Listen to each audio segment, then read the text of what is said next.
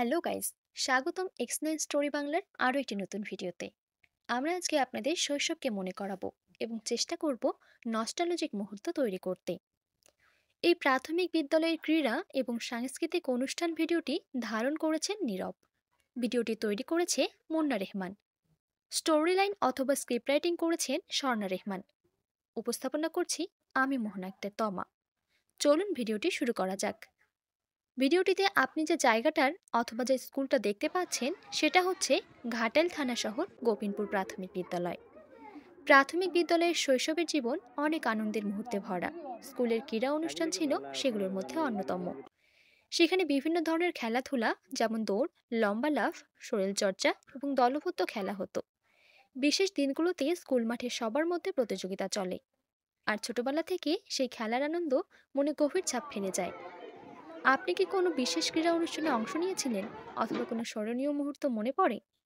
স্কুলের ক্রীড়া অনুষ্ঠান বা বার্ষিক ক্রিয়া শৈশবের একটা অত্যন্ত গুরুত্বপূর্ণ অংশ।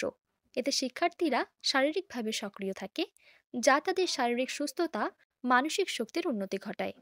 খেলাধুলার মাধ্যমে শিশুরা শৃঙ্খলা, দলের কাজ এবং পরিশ্রমের মূল্য শেখে।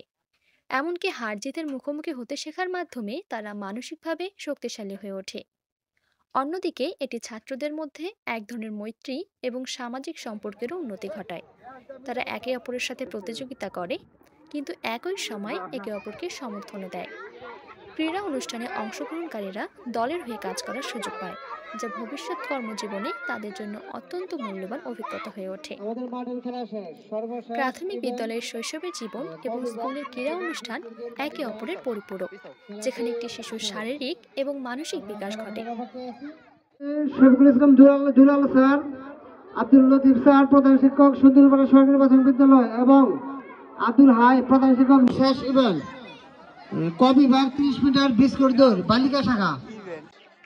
একই সাথে এটি একটি সামাজিক ও সাংস্কৃতিক অভিজ্ঞতা হয়ে ওঠে।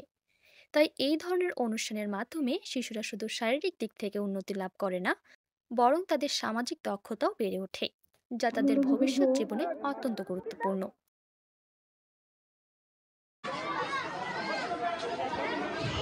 সকলকে দৃষ্টি আকর্ষণ করেছে সকল শিক্ষার্থীরা, তোমরা সামনে অপেক্ষাকৃত অনুষ্ঠান ধরাপাড়া ইউনিয়ন জাতীয় মাধ্যমিক শিক্ষা পদক 2025 আজকের এই প্রাথমিক শিক্ষা পদক প্রতিযোগিতা, ক্রীড়া সাংস্কৃতিক ও কুইজ প্রতিযোগিতায় যারা এসেছেন সবাইকে আমি আমার পক্ষ থেকে সালাম। এই অনুষ্ঠানের পিছনে যারা আয়োজক ছিলেন, যে সুস্থ থাকার জন্য যে শরীরচর্চা করা প্রয়োজন এগুলো আমরা করব। আমাদের খেলাধুলার পাশাপাশি আমরা আমাদের শরীরকেও ঠিক রাখবো এবং ভবিষ্যতে আমরা একটা সুস্থ সবল মেধাবী জাতি হিসাবে গড়ে তুলব। শিক্ষার্থী মোহাম্মদ হাসান আসন,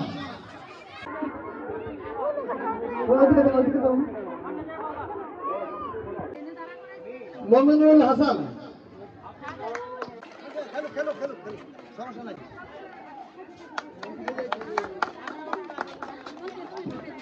শহর গোবিন্দপুর সরকারি প্রাথমিক বিদ্যালয় ক বিভাগ দীর্ঘ লাভ বালক। এই ছিল আজকের ভিডিও। এতক্ষণ এক্সপ্লেন স্টোরি ইউটিউব চ্যানেলের সাথে থাকার জন্য আপনাদেরকে ধন্যবাদ।